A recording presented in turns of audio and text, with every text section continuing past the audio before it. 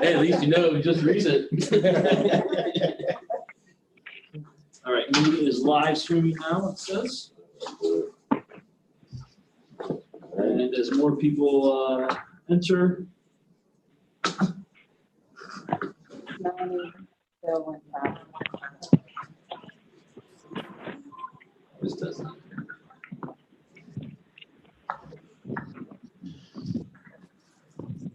So who are we waiting on? Melanie, Okay, Bill, Bill? and Bob. Well, as they come in, we'll get them started, but 7 o'clock, let's get started just so that we're timely. So happy New Year, welcome back.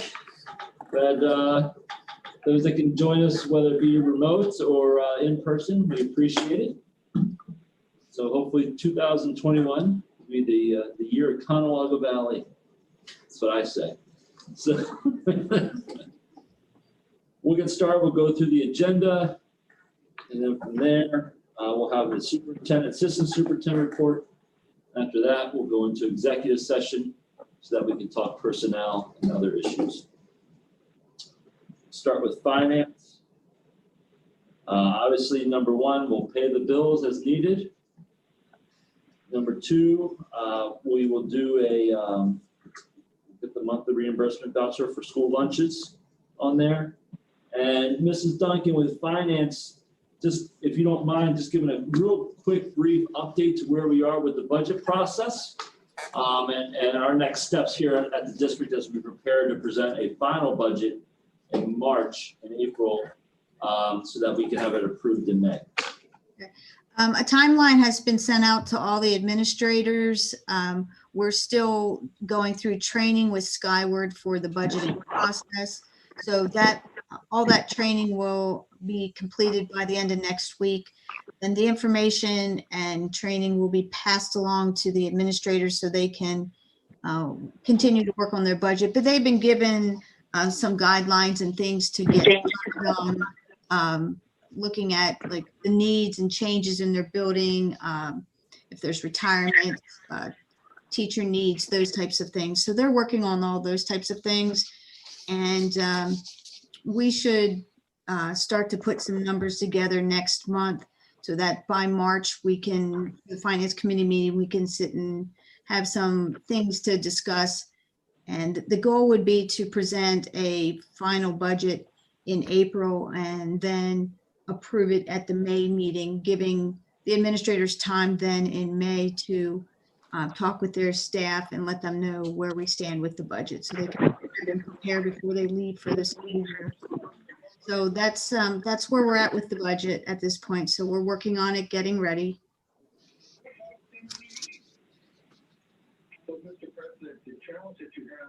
Okay, Mr. Hoffman just joined us. before Lori leaves the stage there, did anybody receive anything from the tax collectors?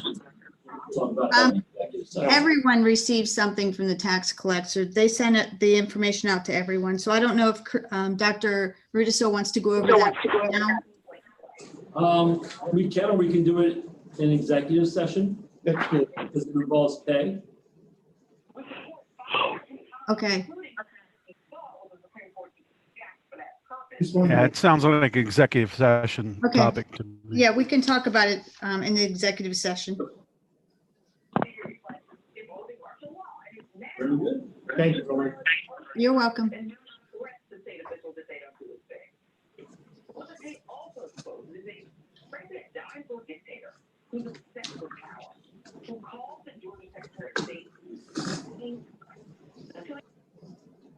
Yep, that's our problem.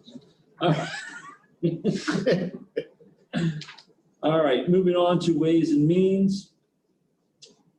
Number one, recommend authorizing Brittany Moyer to attend WRS introductory course sponsored by the LTR Tutoring Associates on January 26, 27, 28 from 8:30 to 3:30, held virtually with all necessary costs to be paid or reimbursed by the district special education budget in the amount of $650 plus the cost of one substitute for 3 days. Dr. Perry, number two. Number two, so we will be bringing forward for your approval a new memorandum of understanding between Mansfield University Early Start Program and our district. So one of our goals was to expand college credit options to our students at the high school level. So working with the high school administration and Mark Rodrigo, counselor at the high school, we have a new memorandum of understanding for your consideration. So this actual agreement is very typical. It's very similar to the one that we have with HAP.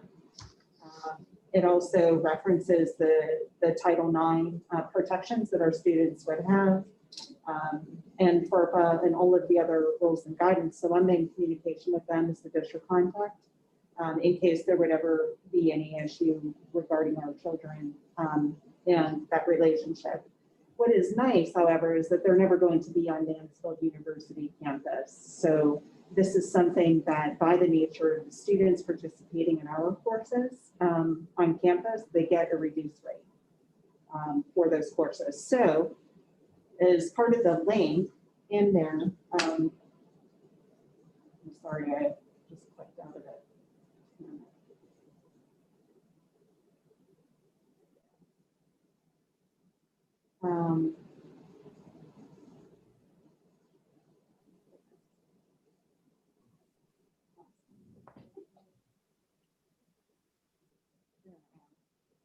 There are two options that are provided to our students, one being the synchronous option. With the synchronous courses that are offered, we have American politics, college algebra. We have several sections of that in composition one. Environmental issues, film is history, fundamental concepts of calculus, human geography, introduction to general psychology, journalism, intro to music, women's studies, survey of policing, several sections, World War II.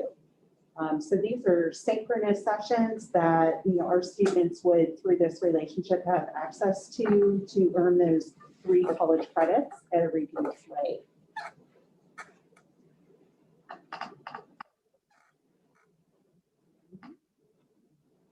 And then finally, the asynchronous. So there's synchronous opportunities and then there's asynchronous. And these are all starting beginning in spring.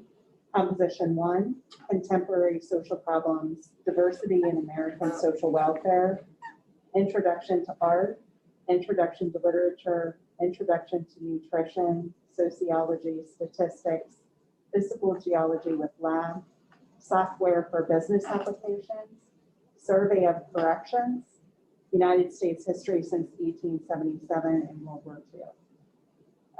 So what we really liked about this relationship is that it was attractive to students no matter what their interests were. So it wasn't in one specific area where our students would have access to these courses. So we thought it was a nice comprehensive. They've been very easy to work with and willing to answer any and all questions that we had. So I appreciate this new relationship and I look forward to that moving forward into next spring. Barry, for the synchronous courses, how do the times that are listed match up with our periods? So what they had offered, let me go back up, that what they had said is for our students that they would actually have a study hall period where they could access it during that time. The other thing that they did say is based upon a student's schedule that they could modify and adjust and they can record it, for our students to access asynchronously. But that, depending upon their time and their schedule, we would have to work out, specifics around that. It's going to vary by professor. It'll vary by course. But they were very willing to work with our students because they want these relationships to work. That was an issue that came up very early on, is their fixed time frames for synchronous won't be attractive necessarily to many of our students unless it really fits well with their schedule. But their schedule and our schedule, there is a little bit of a misalignment there.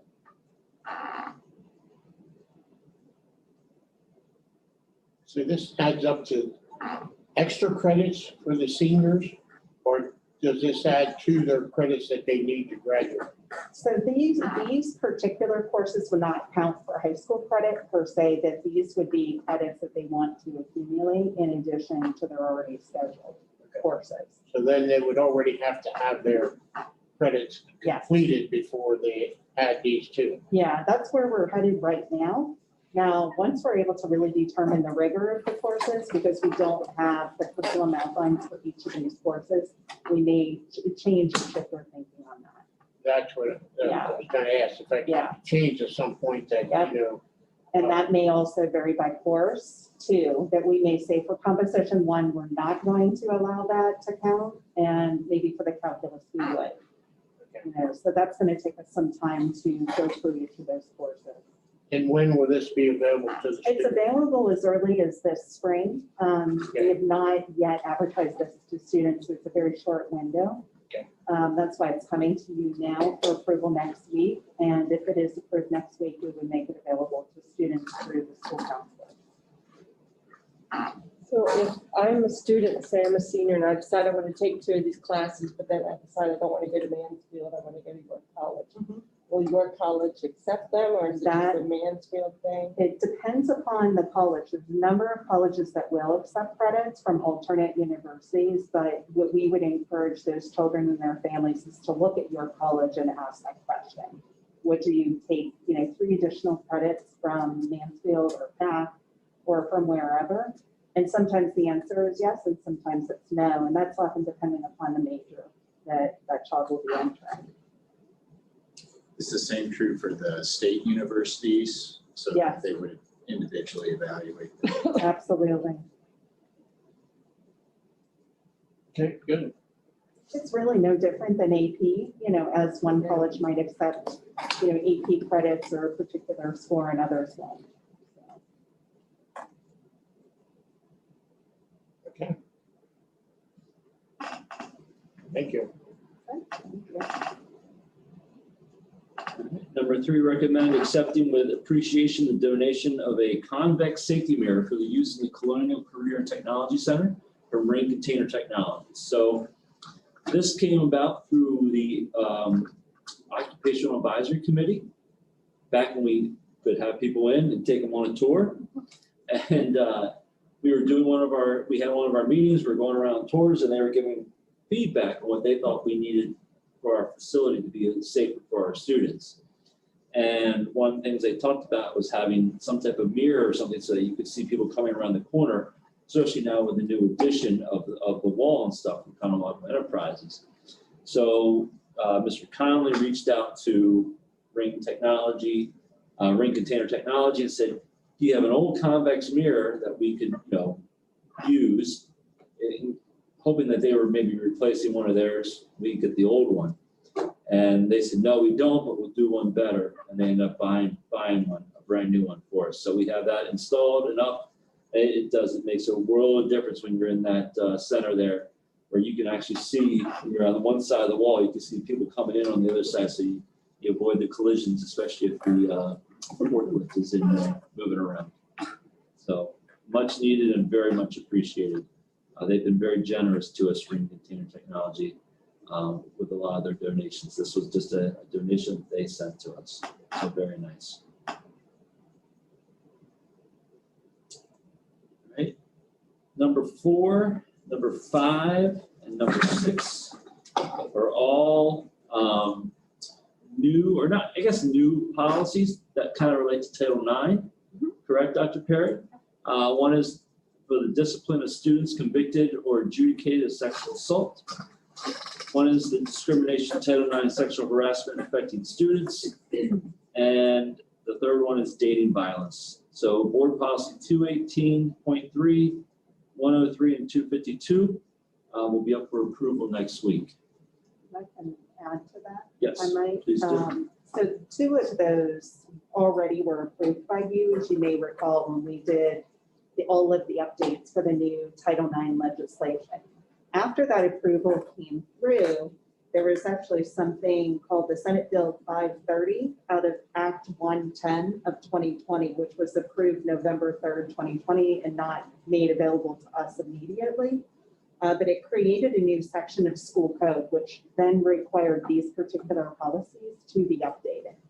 So with each of those links that you can see in green, what the new language is based upon Senate Bill 530.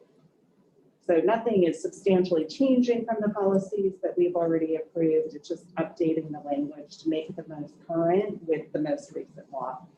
That changed literally 2 weeks after we had approved our policy. And that'll be ongoing anyway, so as we get them, we just need to make sure we, That's right. because for the longest time, we didn't look at policies. No.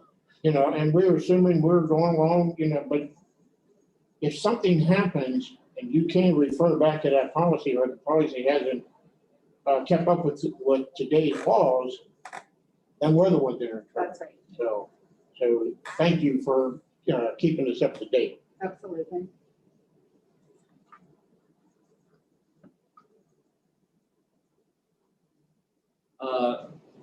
No property and supplies as per the school year right now. And so what we'll do is we'll go into the assistant superintendent's report first. So the first item that I had for you this evening was relative to the dual enrollment memorandum of understanding with Mansfield, which we've already talked about in some detail, as well as the Senate Bill 530, which I just discussed. There is another board policy that we would like to bring for your consideration next month. And that would be a new policy 815.2 that Mr. Epley and I are currently drafting. And this is regarding our live streaming. So with the live stream, either through our educational program, through CBOA or Zoom meetings, as well as the live streaming of our athletic events, it is important that the board adopt a policy for protection regarding all of our activities in this new era. So this is something that we hope to bring for you in your consideration next month. The other item that I had for discussion is the Conewago Valley Online Academy. And we are almost at the midpoint of the year. And I had shared with you very early on, as with anything new, you find the issues and you address the issues that pop up whenever you're starting something new. And I'm pleased that it feels like we have found our groove with this new program. I couldn't be more proud by the quality of product that our faculty and our administrators are leading. It is our curriculum, they are our teachers, and these are our kids. And I think that's what really separates us from our competitors. So we have been in conversations internally about whether or not to expand the online academy program for the second half of the year. And what we would try to do is to that natural coming and going and the ebb and flow of people making choices and selections for their children. Lincoln's Edge was the first one we had mentioned. Then we had offered Conewago Valley Online Academy. And of course, there's the cyber charter schools and homeschooling as options. So there are a lot of options for families to sift through. And we have received a lot of questions about, re-entering CBOA and providing that opportunity. I think that it makes the most sense that we do that for high school because we're on that 4x4 block, that we're coming to the natural conclusion of one semester, starting another. That to me is a no-brainer. But wanted to have the conversation with you about reopening the online academy for students to begin this second half of the school year, and what your thoughts were around that. And I'm not opposed to it. It's just it's challenging because the numbers are very different from grade to grade. So kindergarten is a much lower number than 11th grade, for example. So it's going to be potentially more difficult for us if we were to advertise it. We may only be able to accept 5 children and then turn away 30. We don't know what that interest will be. But we are at that pinnacle point where if we're going to advertise, we need to do it very, very quickly. So I did want to, bring that to your attention that that's something that we're talking about and that we're thinking about. And if you had, any questions or a perspective on that, we'd love to hear it. what would it do? Are we still trying to bring, people in from the cyber schools and still trying to bring them in from the LIU, which will help us in, on the backside? Mhm. But the other side of that is how much do we have to build the product in order to do that? Mhm. Right. Is that what you're saying? We have Yeah. to build with teachers, with resources and things like that if we're gonna make this fly. Yeah. But what happens next year if, these kids that did this year like the situation? Okay, so if we build on it now, will we be ready next year to say, okay, we can open up our doors Mm. to even more? Yeah, I say when you talk resources, and unless Dr. Perry disagrees, and that's okay. We're good on resources in the sense of when you think of resources, every child has an iPad so they can participate. We have hotspots for families that need that immediate connection to the internet or Wi-Fi. We have that. When you look at curriculum, it's our curriculum, so we have those resources. The biggest resource we lack is staff to support the numbers. Yeah, That's that's what we basically lack. where I was going to. Yeah. I realize what you're saying. We have the basics. Yeah. But in order to enhance it, where do we need to add? We do have a Conewago Valley Online Academy committee that has been meeting monthly to talk about expansion moving forward. And so, I don't feel comfortable at this point disclosing the directions because, we have a charge that we're exploring. What would it look like, for example, for us to operate it with a teacher assigned to that during the regular school day as opposed to an ad after school, contract type thing. So we're looking at a lot of different options that the principals are looking at their numbers and they're trying to anticipate, could we do something like that? We do tend to see that we have some teacher feedback about looking at that a little bit closer. So we don't have anything figured out just yet, but, we are looking at other ways that we can offer Conewago Valley, to be responsive to more students. So that's our goal. This evening's conversation is really about, should we expand what we already have in terms of our numbers K-12, not knowing how our community is going to respond to that. My fear is that we can't serve them. I'm not sure that we should advertise it, and that's, I'm curious what your feelings are on that. Do you have numbers? I do. So, for example, currently,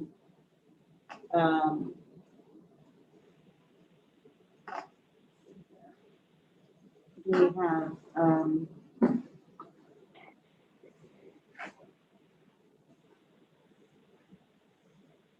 10 first graders, 10 second graders, 8 third graders, 8 fourth graders, 10, so that would be 5th and 6th, 7th. We have 10.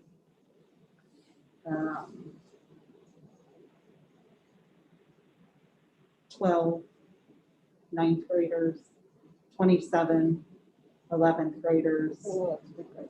It's big grade. 13 12th graders. So we get the larger numbers at the high school. It's a little more attractive. We have some room where we could capture some seeds, but only anywhere between 5 to 10 could we really add based upon the numbers that we currently have. So, Other than staffing, what are maybe two other issues or problem areas that we had during the first year? I think that, initially it's just what are the expectations? How do we piece something relative to how frequently should teachers be communicating with families? we did get some questions from families about why their child could not take an exam at 10 a.m., for example, instead of having to take it after school hours at 4:30 or 5. And that's because the teacher's teaching all day and can't proctor an exam at 10 a.m. when they're teaching a class face-to-face with children. So, that was a challenge for some of our younger elementary teachers, most predominantly. And just getting the children connected, making sure that they knew how to interact with the learning management systems and that they were following the guidelines and they were submitting work the way they were supposed to. Just those kinds of things that you would have to work through anyway. It's very smooth now. The children are plugging away. We're reaching out to the families if they're not completing work on a weekly basis. The attendance is being communicated with the families regularly by the teachers, principals, counselors. There's a chain of command about how we're handling that to be sure that we're connecting with each and every family if they're not engaging with the work in a timely fashion. So I feel like we closed up the loop for a lot of it. And then it became apparent that online learning just isn't for some children. And so we had to work with the families to bring them back. And we did several of those transitions back to face-to-face.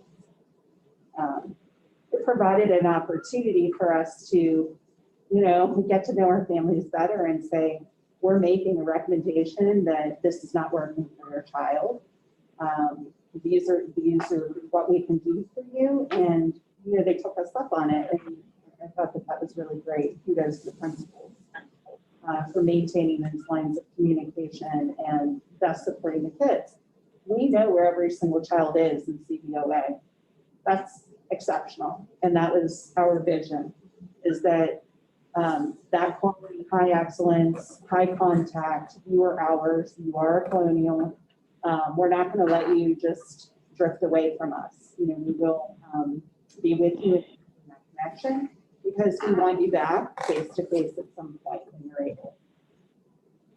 So I feel like, we've really done a great job working through those things. There's nothing at this point that's coming up.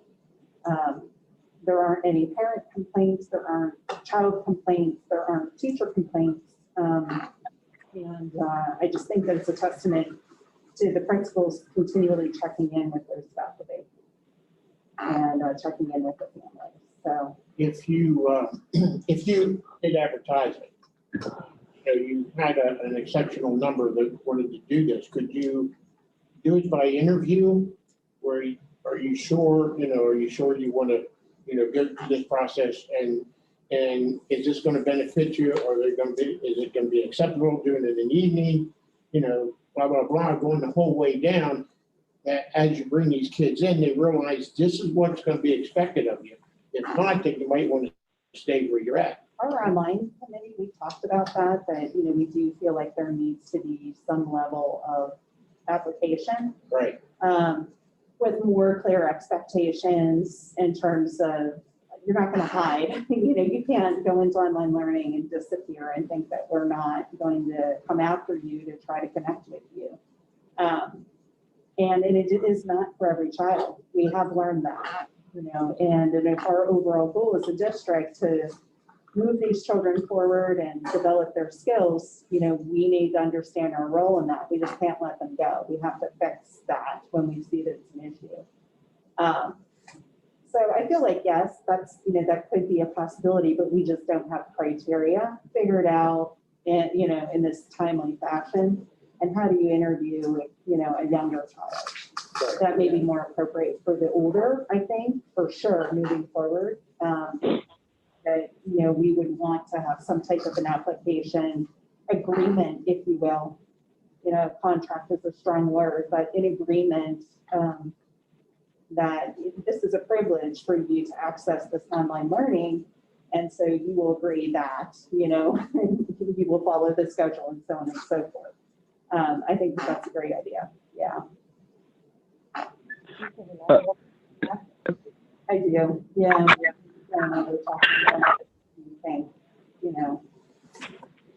They would stick with that or what they would say. there's a place for online learning. There's no doubt about that. This pandemic really taught us that. For sure. There's a place for this expansion within our regular program outside of the pandemic, I believe also. It's trying to figure out the best way, and that's what that committee is working through right now. Is as we move forward out of the pandemic, how can we expand options for students, regardless of what their personal situation is? So that's exciting, you know, that we can provide that opportunity because of the one-to-one and because of the hotspot availability, that playing field has now been leveled. So we can be very creative with those types of educational offerings. Well, our assumption in staffing wasn't 20 to 25 students. So most of those numbers really only have 2 grades, which are over that number. So did we just stretch those teachers, or did we add in, instead of being at 25, we're at like 15 and 20, that's 11 and 12? Yeah, a lot of it was the comings and goings. And, you know, we asked, you know, with there's 3 more kids in that particular course, you know, they were okay with. But they were changing schedules, you know, that high schoolers will sometimes see. There was a lot of that kind of stuff. So we, once the chips kind of fell out, that's where the numbers landed. And it's like that even with regular master scheduling, you know, you have your course request, and then when you run the schedule, your numbers look very different sometimes, you know, and you try to move things around. But yeah, it ultimately ended up lower than what we were expecting overall. But it's lower because kids came back to us face to face. You know, a number of those students came back face to face in the elementary levels, which is why we took that there's such a low number in the elementary, because they needed to be there face to face every day, you know, for their learning. So, I mean, just strictly looking at the capacity, you're talking, I mean, you could do it in the elementary and in the junior high, 9 and 10. yes, And then it's just a matter of, you know, if you assume, okay, it's midstream, you're probably not going to get the enrollment that you had. It's less, probably about half would be aggressive, I would guess, which then would put you with 10 or 11, you're talking roughly 35 to 40, which is essentially, you know, doubling the assumption of the staff if we have the capacity to do that. And that again would depend on the scheduling that you just talked about. right. The flip side of that too is that it would, you know, if we're not, you know, if we had an assumption of 20 to 25, by opening that up and pushing that number, it lets us know really where that cap is potentially, which is a good thing as you move forward for the long term stability of the program. Is it 25? Is it 20? Because that does make a difference in the program growth.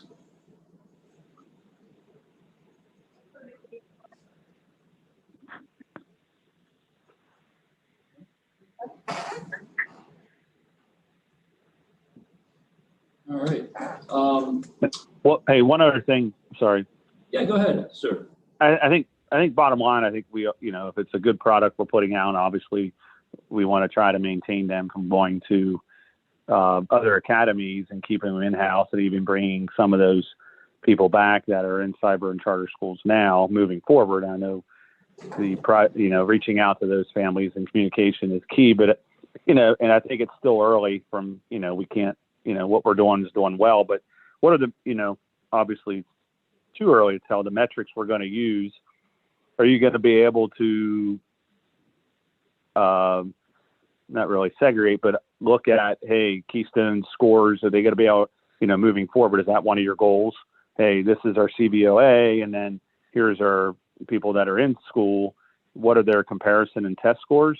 And that's, you know, we want to, obviously it doesn't matter. We want to keep those people in our product, but we also want to make sure the product we're putting out is good too, because we've all sat there, and when beta scores came in and we did all that stuff, we're like, holy moly, they're in the 40s and 50s. So I guess losing sight and everything's good, but we still got to make sure our product and our return and what we're putting out is in the best interest of the students too. Absolutely. Yep. So some of that will be done through obviously the state assessments. The other piece though is, which is nice, is the kids that do the CBOA courses are taking the same assessments that our kids are taking face to face. So now we have common assessment data also in-house of our own to show whatever our kids in-house are doing, how is that comparing to what they're doing online? So we can. Right, that's what I want to make sure that we have, that we're able to delineate that data into both, online and then in school, correct? It won't be all just lumped under Conewago Valley School District, is what you're saying. It will be for Keystones. We will have to break that apart. Right. The state doesn't care if they're online or not. They're going to make, we have to work out a schedule. And I know the high school is ready to go this week with that, bringing in the online kids to begin the Keystone exams. And then we'll start addressing the PSSAs that happen in April. Okay. After Easter. I mean, it's a catch-22. You want them. We don't want to spend that $2.4 million somewhere else, but then we also want to make sure we're getting them better education than they were getting somewhere else too, which I know we will, but we just want to make sure we follow that and make the adjustments accordingly. That's all. I just want to put my 2 cents in. Thank you. Yep. It's a great point. I mean, we need to show, obviously, we can believe all we want, but then we need to back it up also, so that will help. Correct. Exactly. Absolutely. Yeah. All right. So I shared with you a 21-22 academic calendar. This has administrative team input. This has union input. And so next week, we'd like to add this on to Ways and Means as an extra item for approval for the next school year. And this goes under the assumption that we are back here full on every day with kids. This isn't a hybrid schedule. If we had to do a hybrid schedule for some reason, we'll create that, and we can create that very quickly again like we did. But the goal next year, we open up for 21-22 is to be here in person, every kid, every day. Listening to reports from, medical field, they feel with everything happening that hopefully they're predicting fall of 2021, we'll be able to return to some type of normalcy. And obviously this will be one of those things. So just want to highlight some things on the calendar, and that way if you have questions, you can certainly ask them. We will look to begin August 17th with staff, and they'll come in August 17th, 18th, and 19th for 3 days of professional learning. Then from there on August 23rd, that will be a trade day for our staff for doing the back to school night, for putting in the 7 hours outside the school day to prepare their classrooms to get ready for the school year. That ends up being a trade day. So the 23rd will be a trade day. And then on Tuesday, the 24th will be the first day of school for our students. And then if you look at September, on September 27th, there's a yellow day there. And that will be a half-day early dismissal, kind of like we're doing this year on every Monday, but we're going to take one Monday a month. And usually we're looking at the last Monday of each month to do a half-day early dismissal. Send the kids home and allow our staff time for professional learning, development, time to plan, time to collaborate.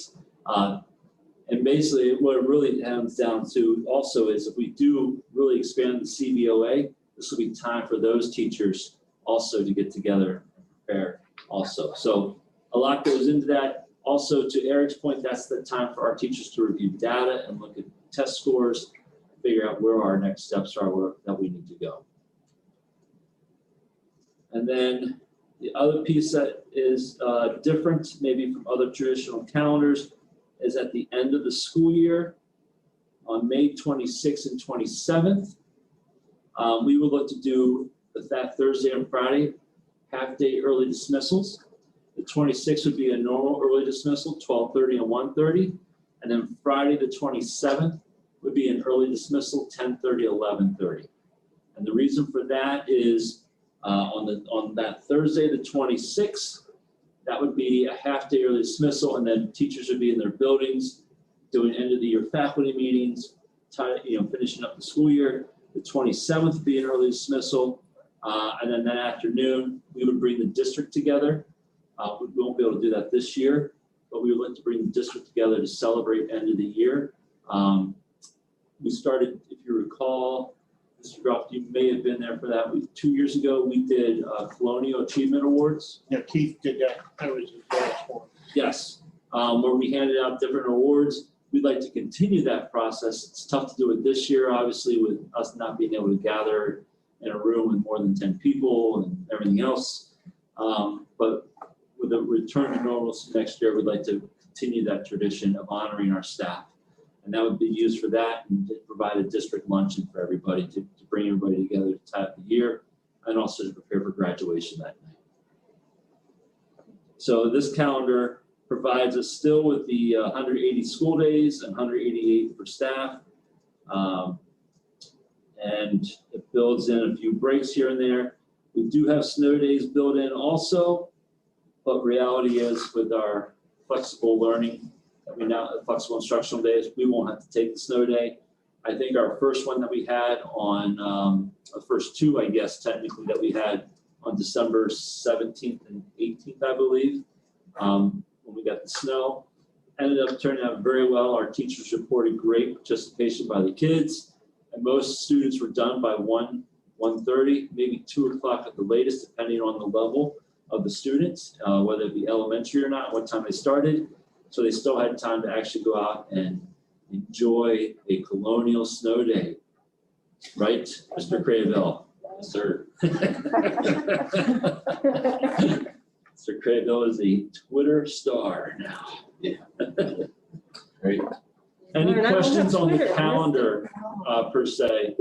That will be, You didn't miss anything. that'll be set up for board approval next week. For the start of the school year, does that take into consideration the, I'll call it the move to the new building that we talked about this year, earlier this year, where fourth graders would actually get a chance to go into the. Gotcha. No, it does not build in that transition day that we talked about. I think what we'll do is in lieu of that for this year, for next year, is we'll offer those days, and that 23rd could be the trade day for that fourth grade or ninth grade teacher. Instead of coming in on the 23rd, that could be their trade day, or we could alternate another day also. Because right now, when you look, we have October 11th as a potential in-service day. That could be set up as a trade day for that transition day to happen also. And also when you look at January 17th, those are days that they are professional in-service days that we have with those students. But I'm always willing to work with the union to set up trade days where those transitions for high school and for happen, and the teachers put their time in, and the trade-off is they don't have to show up that day to work. So Okay. Yeah, I would just ask that you look at that. it's on me. I knew we had talked about that, and that's my mind, and I actually probably slipped everybody else's too, with everything else we have going on. I appreciate that though. So any other concerns with that? All right. The next thing I'm going to do is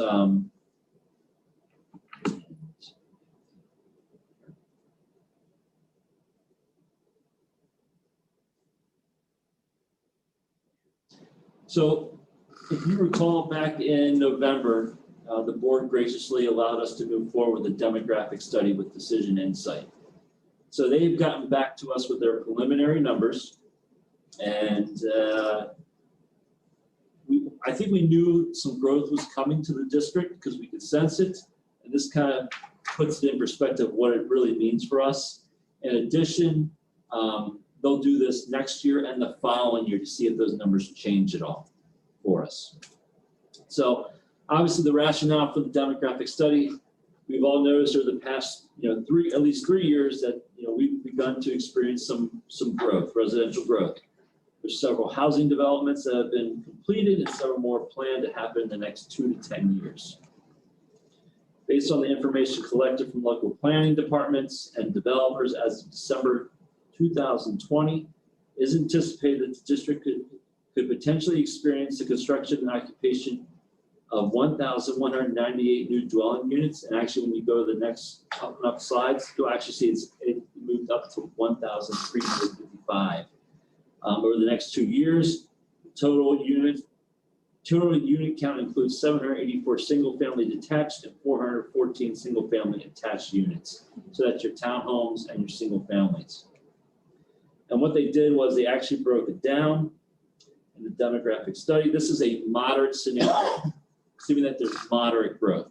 And then I also have one for conservative. But at the end of the day, it's still 1,355 new homes is what they're predicting will come to Conewago Valley from 2021 to 2030. And you can see they have a list of the potential developments and how many houses are going in each development. So you see some of our bigger developments are the Chapel Ridge with 246. There's a Chapel Meadows with 167. Quarry Oaks at Cambrian Hills has 134. And Summerfield has 238 with an additional 77.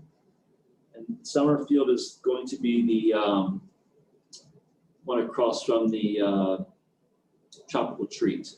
It's going to be called Summerfield.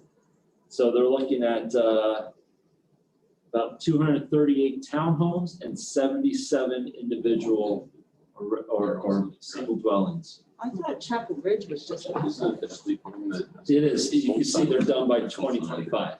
Yeah, but I don't know they had that many. Yeah. There's a map in the document. It's a shape. It shows everything. Oh, that's Yes. my development. I thought they were done. Obviously, even with the conservative scenario, it's still 1,355. But really, and when you look at the map, it kind of shows in the red on the map where these are heading or where they're going to be. Some locations are not in the exact same, where they're supposed to be, but you can kind of get a better view where they're building. And actually, this was interesting when they did this. I found some that I didn't even know about. Apparently, they're over by the Bridges Golf Course. I saw that on there. I'm like, where the heck's he putting 60 houses in? Yes. The cornfield. I was gonna say across the street. No. Down from the driving range down Yes. Bear Road. Oh. Down Bear Road. That cornfield, they cleaned all that out. Yep. And they put all those That's all stones and small, stuff though. and all that in there. I knew somebody. Yeah, and actually the other day I was driving out to CTE and I looked on my left and That's why he put all that. I was on Centennial Road and I was driving towards the food line. I looked on my left and there's a new development going in right there. And I was like, and that was one they had actually missed and had to go back and add on to because they didn't realize that was there. Yeah, by the food line, yeah. Very cool. And that one doesn't show up on this map right now. Okay, because that's. Yes. That's, they have to update some of that for us. And that's why they're doing a 3-year process for us so that we can make sure we get the most accurate numbers possible. Because obviously there's big decisions that need to happen from this demographic study. So what does that mean for us student-wise? Well, in a moderate scenario, that would mean a total of 752 more students for our district by 2030. And then annually, they show the annual growth at the bottom there. So 91 in 2021, 103 the following year, 215, 181, 142, 58, and down the line. That's a moderate scenario. That's being aggressive. That will have 752 students. So is that like 2 per household? That's saying like about 2 per household, depending on the people that move. And then they broke it down by grade level for us, so that you can actually see how many new students that would be. So if we're supposed to get 91 57 at the elementary level, 10 at the middle level, and 24 at the high school level. And then the following year, 119. And you can really see the big growth is going to hit the elementaries, it looks like the most. I mean, at one point, we're at 418, 416 new students in a year. So it definitely, it's going to start to accumulate, and we're going to start to see some of that. And I think what we'll see even more so is, you know, when we are back to being full in person, some of those numbers that we are losing this year are definitely going to come back to us to be in person. So take that and get us back to our regular 3,900, 4,000 students that we normally have, add on another 700 even. Now you're looking at 4,700 students in a district. Are all the bigger ones, they're all CTE, aren't they? Most of them are, yes. So part of this is too, you know, when we look at this is we're going to have to look at redistricting and decide who goes where as far as NOE and CTE. Because obviously we don't want to pile everything into one school and just become this massive school. The other thing is when we look at all these, and you can look at the conservative numbers, they go down about 27, down to 725. So, you know, they're looking at maybe not as aggressive families, maybe with kids coming in, so to speak. 23 and 24. And so a little bit more, and then again, they break that down by grade level for you. And for the public, I'll put this on our website so that they can view it also. But really, you know, I think the question comes down to, you know, knowing that, you know, we have this potential growth happening in the district within the next 10 years, you know, what are the next steps for Conewago Valley? And, you know, realistically, when you look at that, we talk about probably two things that need to happen. The first is, you know, we'll have to reach out, and next steps will probably be to conduct what they call a feasibility study, where you hire an architectural firm, they come in, they analyze your buildings, they look at capacity, they look at this demographic study, and they determine what the next best steps would be as a district. Would it be to just do renovations and add-ons? Would it be to build a new building? It's a full process and committee process that, you know, no decisions are made, just recommendations to the board, and then we as the board have to make a decision what would be best for Conewago Valley. The other piece of that then is, which is nice, is when you look at whatever the feasibility study does, we form a committee here to create a district-wide master facility plan. Because obviously, regardless if there's renovations that need to be done, we have to keep up with all the other buildings also that need to be done. If we're building a brand new building, all these buildings just can't stay the way they are. We're going to have to keep them up to code and keep moving forward with those also. So there's a lot of multiple steps that need to happen here. Obviously, no decisions are made tonight, and no decisions are made, you know, tomorrow without these studies being done and committees putting them together. Are we the biggest school in the county now?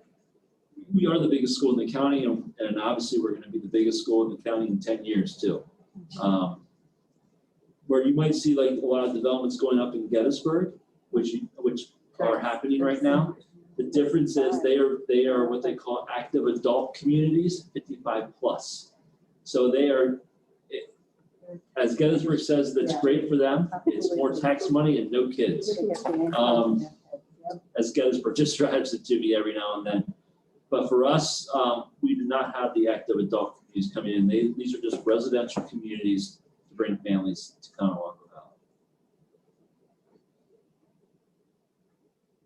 Interesting. It was one of the smallest schools when I went here. It was. It's interesting how it changed. So I mean, a lot to digest tonight with this, but I definitely wanted to share this with the board. I did send you the PowerPoint, not the PowerPoint, but the PDF version of this so that you have it, a copy for yourself. And I'll put the PDF version out on the website also for people who use, for our public to see this. One next to me. Any questions on Didn't know that. the demographic study that was conducted to date so far? trying to work it out with. But the projections, are they based on just historical?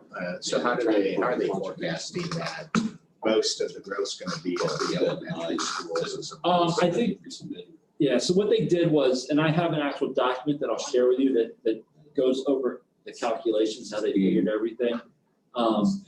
I think what they figured on were younger families moving to the area and having young kids. They based it on that.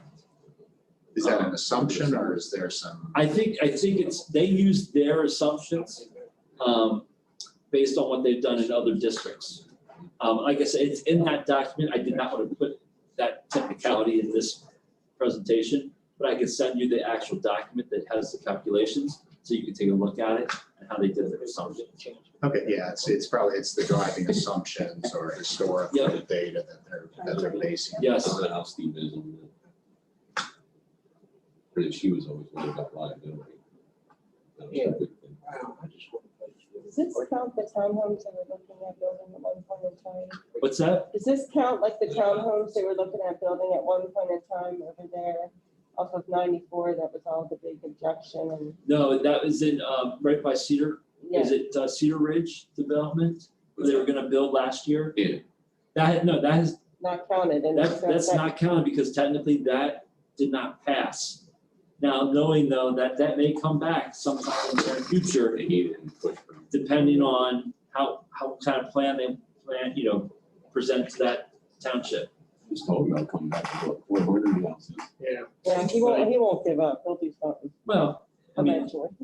so, but I mean, that's something that's not accounted for here, but I mean, obviously it could make an even more of an impact depending on what happens in that township. Because obviously, I'm sure, if at first you don't succeed, you try again. If you're a builder, because that's money and that's income coming in that you want to have. So, want to give you just a quick update. Obviously, I want to let you know about our website. We did thank you guys also again for allowing us to move forward with Edleo, the website company. So Mr. Worley and I are working on that, trying to get that up and going. We have a shell, I guess, of a website designed, and now we're putting content in there with the company, giving them their, the content to put in. We hope to have something to present to the board in February. That's our goal, and then have it go live to the public in March.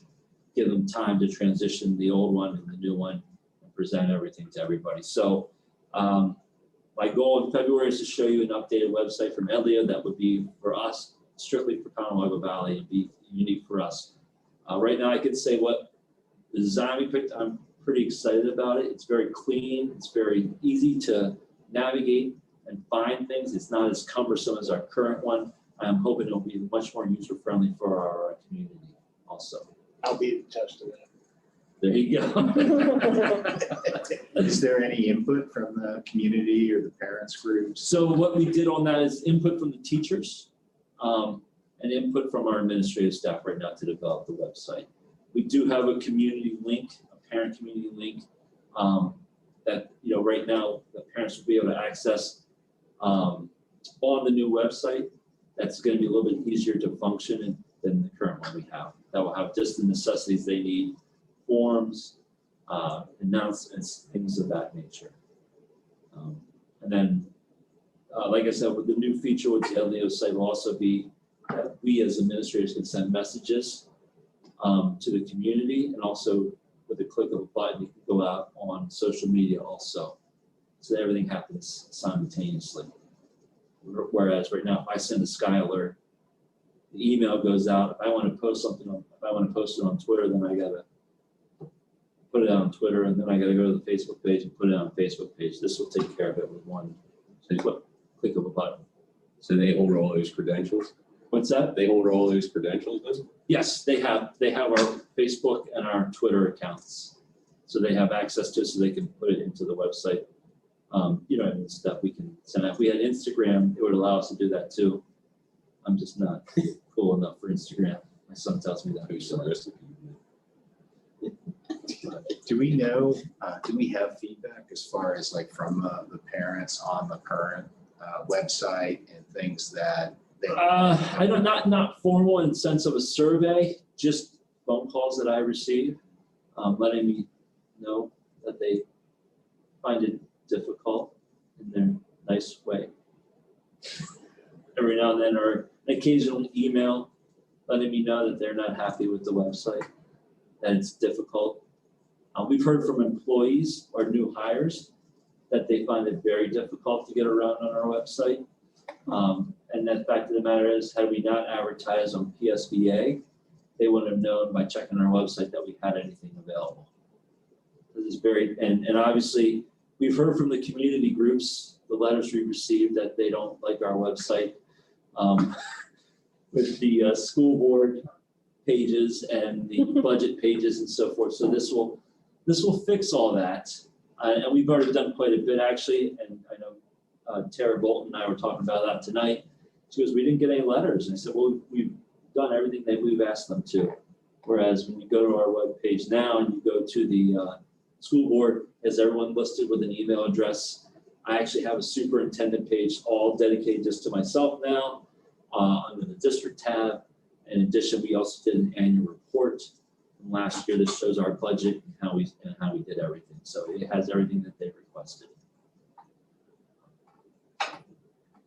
Wanted to make you aware, very excited, and it will come out next week too, I'm sure, but we got a grant for $100,000 for a new greenhouse for Conewago Valley. So kudos to Dr. Perry and Mr. Little for their work, and I believe Dr. Bowman was all that also, filling out the application, and to Krista Hayward for her connection with the local, I think it was Miller Chemical, right? They're called something else now, but yeah, we're recipients of the grant, $100,000, and I know right before the Christmas break, Dr. Perry and Mr. Little and Dr. Bowman and Mr. Mern were taking a tour of the district to decide where are we going to put this greenhouse.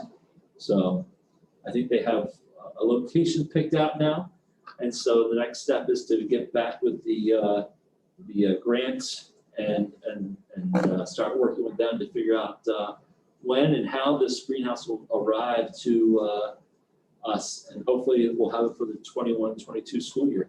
That's the goal, and really start to build up our FFA program, where we can start to now obviously offer the, still offer the welding and the ag and all the mechanics that go with ag, but now we can also offer the horticultural piece that goes with it, which would be fantastic. So. Yep, the first meeting for that planning is tomorrow through Zoom at 4 p.m. So this is where the fun begins. Yes, we're very excited. And just a reminder to all our board members, it's an election year. So Luke Craybill, Mr. Kinshu, Jeff Kinshu, Mike Buckley, Eric Flickinger, and Melanie Sauter, please let Mrs. Beans know that you'll be running again. And she will take care of everything else for you. Just gonna get all the petitions signed and everything. I didn't hear an option there. That's right. You gonna get the petitions signed for us? So she'll get all the paperwork so you can go out and get your signatures and everything else. So she'll walk you through the process. For Luke, Jeff, Mike, and Eric, it's for 4 years. And for Melanie, it would be for 2 years, because you're just filling a term that was not filled when she told me for the first time. So it would be for 2 years, and then from there you decide what you wanted to do after that. But I have all of you for at least another 2 to 4 years, from what I understand. Look at us. Doing us all. And then the next time we would talk about this would be 2023.